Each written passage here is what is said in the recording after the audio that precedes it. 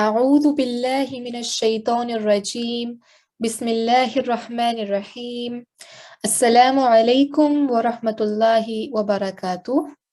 And welcome to another one of your G1 classes. I hope you are all doing well today, inshallah. And as always, we are going to start off our class with an opening prayer. So for that, I would request the student to come to the mic. May I please ask student G703 to unmute themselves? Assalamu alaikum. Student G703. Assalamu alaikum. Wa alaikum salam. Can you hear me? Yes. Perfect. How are you doing today? Fine. But Alhamdulillah. today is Remembrance Day. It is indeed. Yes, you are right. Today is Remembrance Day. Now, would you like to start off with ta'awudh and tasmiyah, and then inshallah I'll lead you into the prayer, okay? Okay. أعوذ بالله من الشيطان الرجيم بسم الله الرحمن الرحيم.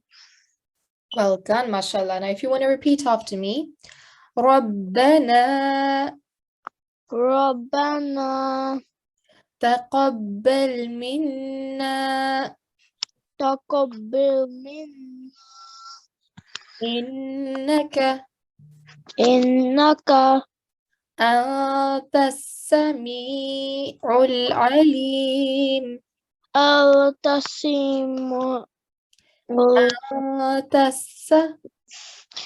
أنت السميع العليم. عليم. Well done, mashallah. And do you want to please read out the English translation for me as well? Yes. Our Lord, accept us from us. You are all hearing, all knowing. Well done. And that's Surah Al-Baqarah, verse 128. Jazakumullah for coming to the mic. Jazakumullah.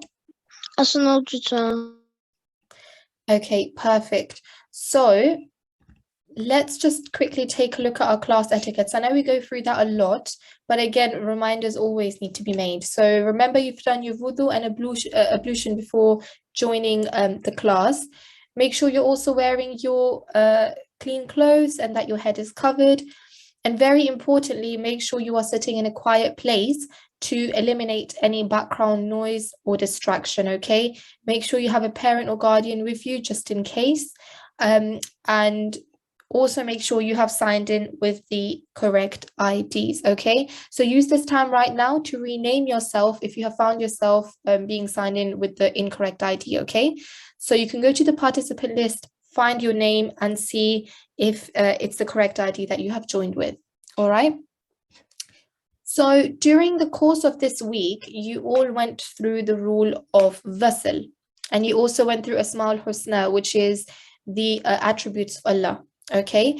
And today, you know, it's a Friday, we normally have our breakout room system in place.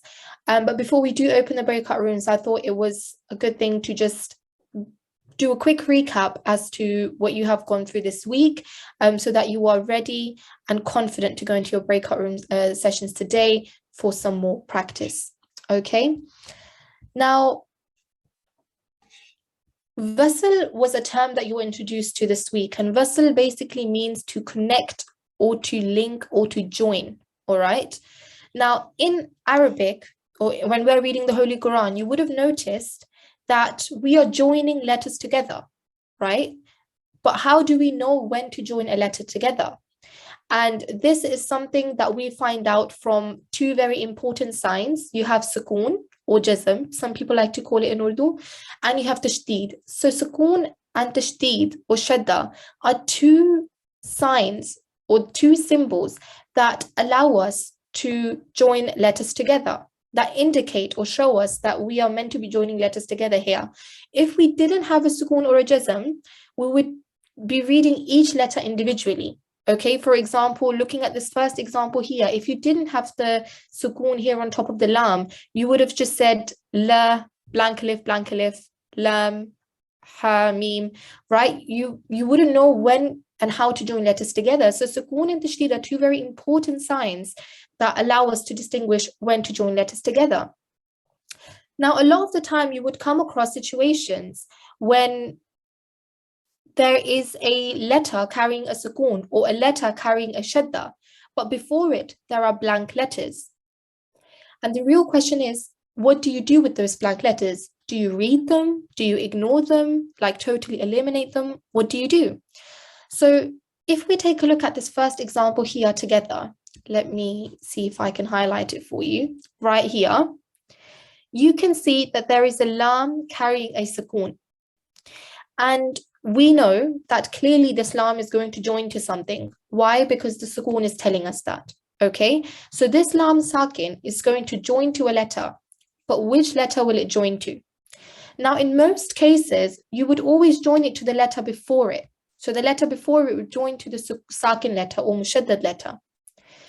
But in this case, there is a blank alif, and the rule is very simple. Whenever you see a letter carrying a sukoon or a tashdid, you should always join it to the most recent mutaharrik letter. And by a mutaharrik letter, we mean a letter that carries a fatha, dhamma, kasra, any type of tanween, so double strokes on top of letters. These kind of strokes, if a letter carries that, then we call it a mutaharrik letter. So remember, this lam will now join to a letter, the most recent mutaharrik letter, a letter that carries a stroke. Now, if we look at the letter right before it, because it's the most recent letter in this case, we see a blank alif. Okay, now does this letter carry any strokes? Does it carry any fatha, dhamma, kasra, any tanween? No, it doesn't. So what we will do in this case, it's a blank alif, we will ignore it. We will act like it's not there. So we eliminate it. Then we move on to onto the letter before that. We have another blank alif. What do? It's not a mutaharrik letter, so clearly we can't join to it. So what we're going to do is forget about this blank alif as well. Then if we look at the letter before that, you have a lam, which carries a fatha. And we said that a mutaharrik letter is a letter that carries a stroke, which in this case, the lam is a mutaharrik letter. It is carrying a fatha. So the most recent mutaharrik letter in this case would be this lam, and it will be this letter, this mutaharrik letter that will join to the lam sakin here, the one highlighted in red. So if we were to read this example out, أعوذ بالله من الشيطان الرجيم. قال الحمد.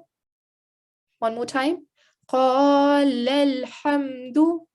So we joined these two lams together, and we eliminated any blank letters in between. So these two alifs didn't really contribute towards anything. Okay, so that's a very important rule we went through, rule of wasl, which basically means to combine or to join letters together. And this same rule will also apply not with just sakin letters, but with letters carrying a shadda.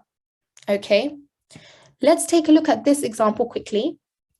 You have an ayn with a fatha, a mim with a kasra, mi, a lam with a dhamma, lu. Then you have a blank vowel, blank alif, another blank letter here, and then you have sad carrying a shadda. And we said that a shadda or sukoon signs are there to tell us that we need to join letters together. Now we can see there is a shadda on top of the sad. Clearly we need to join it to something, right? But what letter do we join it to?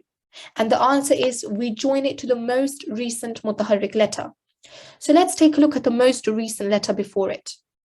This letter lam is blank, right? It's not carrying anything. It's not mutaharrik. It doesn't carry a stroke, so it's not mutaharrik letter. So we ignore this. Then we join on. Then we look at the letter before that, a blank alif. Again, we forget about it.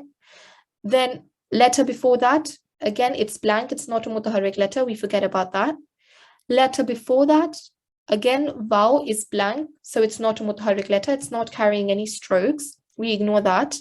And then if we look at the letter before that, it's a lam, which carries a dhamma, which is actually a mutaharrik letter because clearly there is a stroke there of dhamma. So we're now going to join the sad mushaddad to this lam. And we're going to say, عَمِلُوا الصَّالِحَاتِ.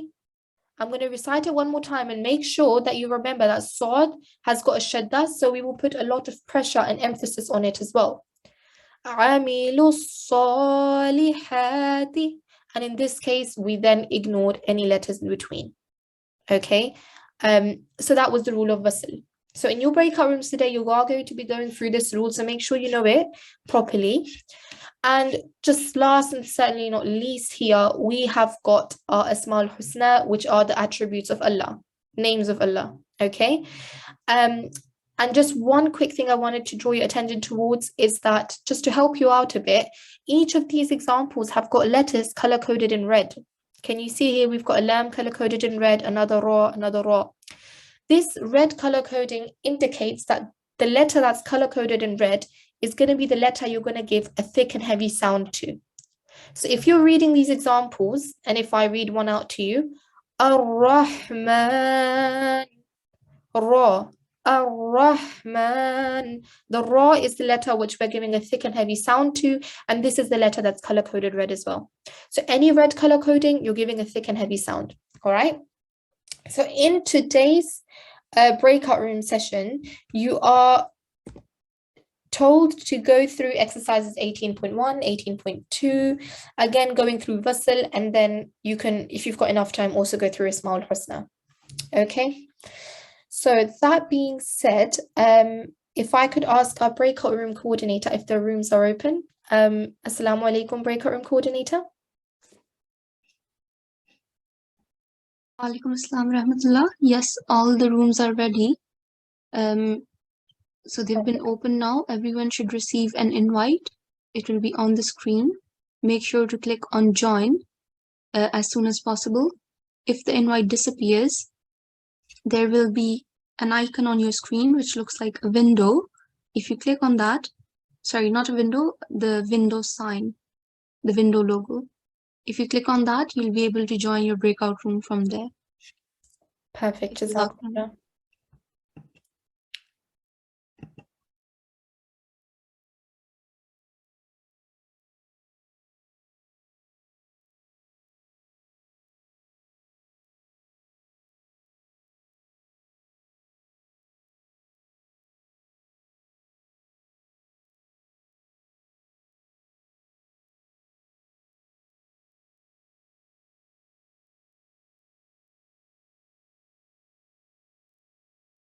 Coming back.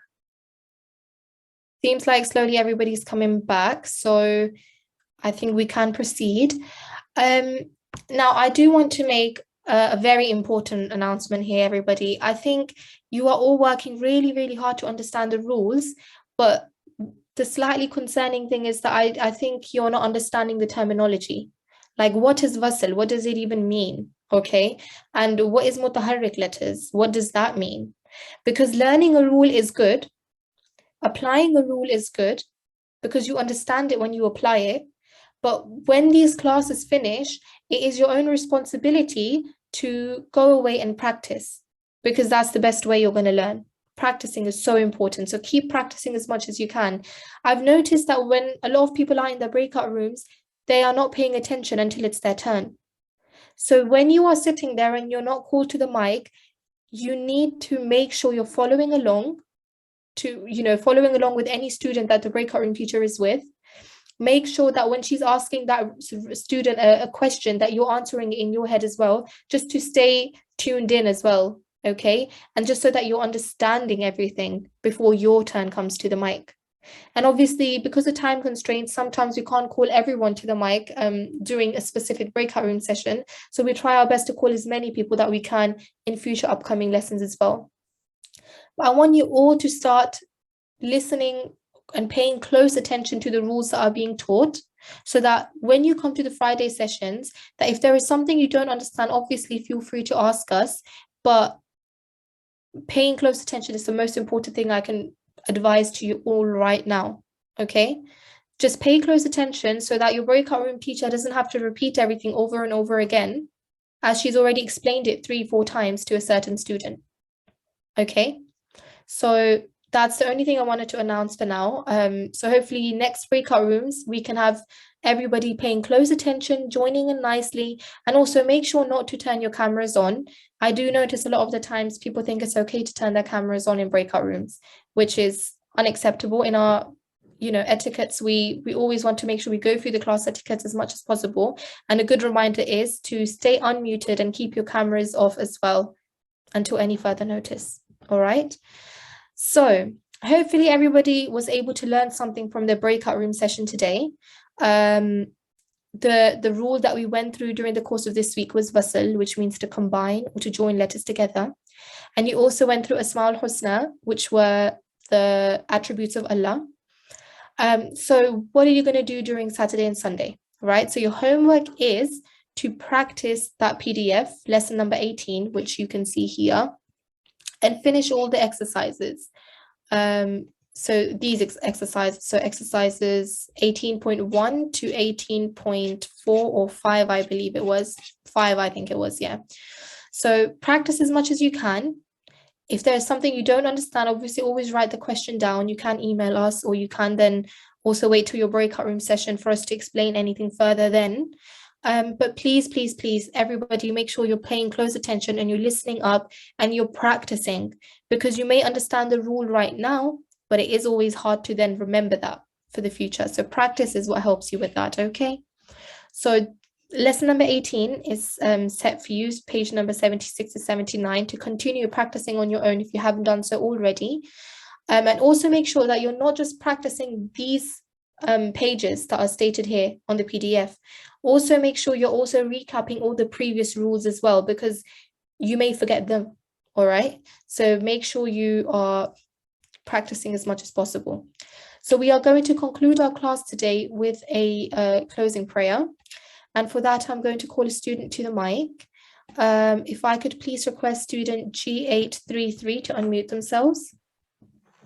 Assalamu alaikum. Wa alaikum salam. How are you doing today?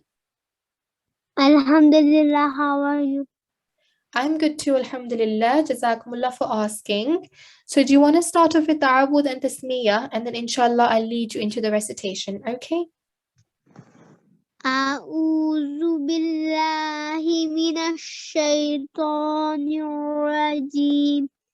Bismillahirrahmanirrahim. MashaAllah, very nicely recited. Do you want to recite after me, please? Allahumma arhamni. Allahumma arhamni. Bil-Qur'an al-Azim. Bil-Qur'an al-Azim. Waj'alhu li. Waj'alhu li. Imaman wa. Imaman wa. Nuran wa. Nuran wa. Hudan wa rahmah. Hudan wa rahmah. Well done, mashallah, very nicely recited. And do you want to also read out the English translation for me? O Allah, have mercy on me through the Quran the Great, and make it for me the leader, the light, the guidance, and the mercy. Well done, mashallah. Jazakumullah. Jazakumullah. That was very nicely recited. Jazakumullah for coming to the mic.